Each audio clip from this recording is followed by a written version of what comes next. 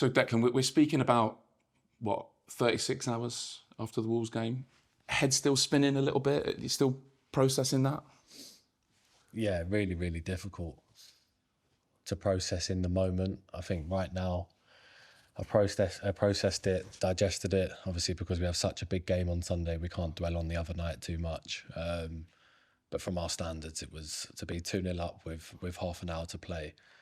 You know, you've seen us in games this season, we either go on to win that 3 or 4, or we see the game out of 2-0. So to come back and for them to come back and draw 2-2 was sickening and very, very disappointing in the end. Can you put your finger on what happened in that last sort of half an hour?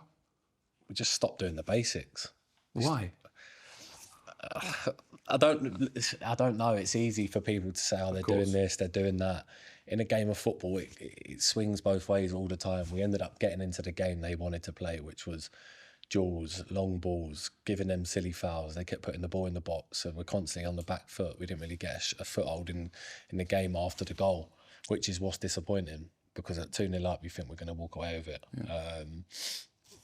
But look, it's one of them things. Mistakes happen in football. It's part of the journey that we're on. It's never going to be like plain sailing every single week. Obviously, it was a real kick in the teeth because it was 3 points that were there for you. But that doesn't stop what we want to go for and what we want to achieve, and that's why, yesterday I was still thinking about the game, but I've come in today and I feel, really more relaxed about it, just because, not about the result, but just in terms of my mindset and things like that. But you have to move on, right? Yeah, you have to move on, and obviously with the game that's coming next and the week after, we need to be ready for that. When you've had a bad day or a disappointing result, do you have a process for moving on? Like, what are you like after the game? How are you the next day? How do you handle it? The manager's really, really good at calming down situations. You see a lot of talk of, what's it going to be like in the changing room? What are players going to be saying to each other? Like, us as players, trust me, if you were in there the other night, you would see how much it means to us. Yeah.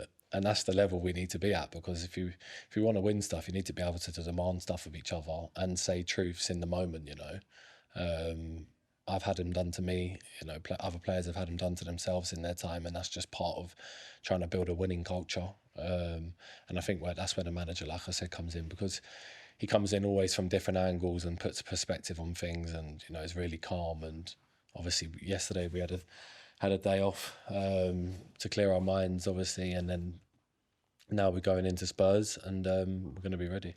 So go on then, you touched on it there. Take us into that changing room in the moments after that Wolves game. It was volatile, was it?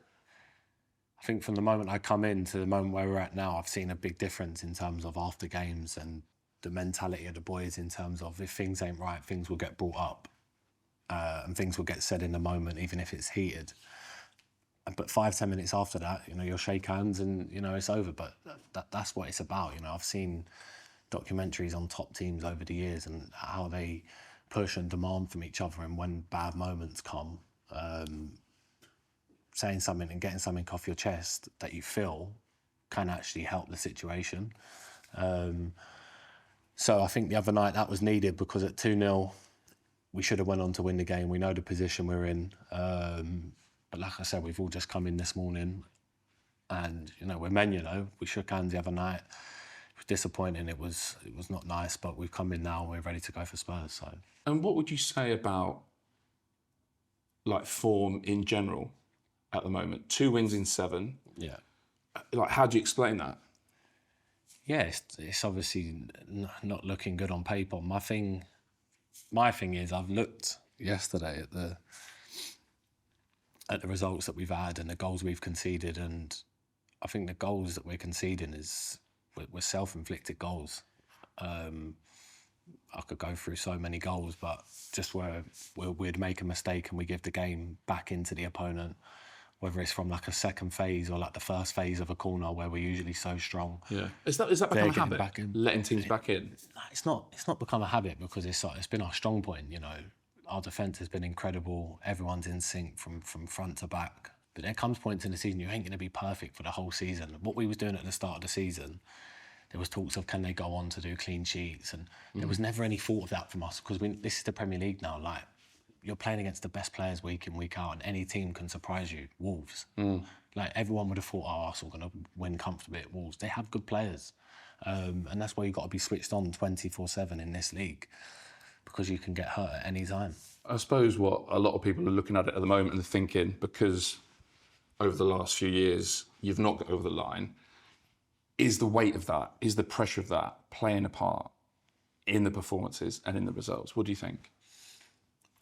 Me playing, no. Like, this is just another day. It's another game. Like, of course we're first, and outside noise and fans from other teams, people are going to talk it up. We're on our own journey, we're on our own path, and we fully believe in each other here. We want to do it because we've got such a good core group, such quality players now that we can do it, and it shows that then we can flick a page in terms of people talking about that mentality. Well, one thing that stuck with me after the Man United game, the manager talking about, look at the position that we've earned for ourselves. We have to enjoy this.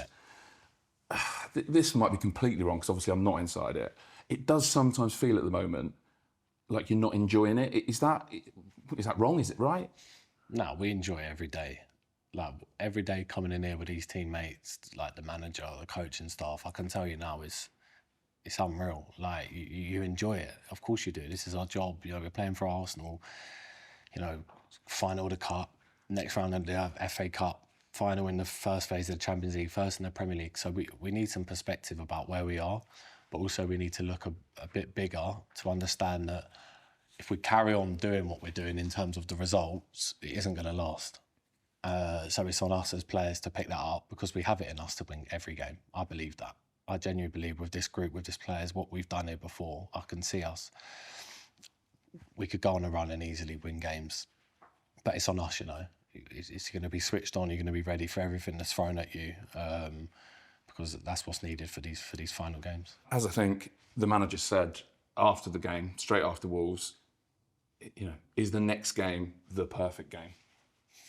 100%. I think North London derby is always special. You know, I've been able to play in a few of them now, and I understand the rivalry, understand, you know, who you're playing up against, what it means. And yeah, on Sunday, it isn't just going to be about football. It's going to be about how much you want it as well. You know, you're going away to Spurs. They have a new manager. Obviously, yeah, they've had loads of injuries, but it's going to be a game both of us are going to want to win. And there'll be a lot of quality on the pitch, but that day it's all in your mind. You know, how much do you really want it? And yeah, you've got to fight for it. And trust me, I want it. So yeah, we're going to be ready. I feel like it's not that other games don't suit you, but it's kind of your type of match. You know, like a battle, a fight, something you can sort of chuck yourself into, lead from the front. Yeah. Are they? You relish every game, I'm sure, but you look at this one and think, I'll have a bit of this. Yeah, definitely. I think getting to play away as well. I've only been able to do that once for Arsenal at that Spurs stadium. So look, it's going to be tense, because obviously we're going away to there. Like I said, they got the new manager, but we've got to be ready for everything that's thrown at us, and we've got to gain that energy off the crowd. You know, from within, you've got to think every fan in there, other than the Arsenal fans, you know, they're trying to beat us today. And do you love that? Yeah, you have to. I think, you know, you've got to enjoy these moments, for sure. But I believe in this team. I believe in this squad, and I know what we can do and what we're capable of. So yeah, we're going to be ready. Do you think the team performance in the first game against Spurs was your best, or maybe your most fluent performance of the season?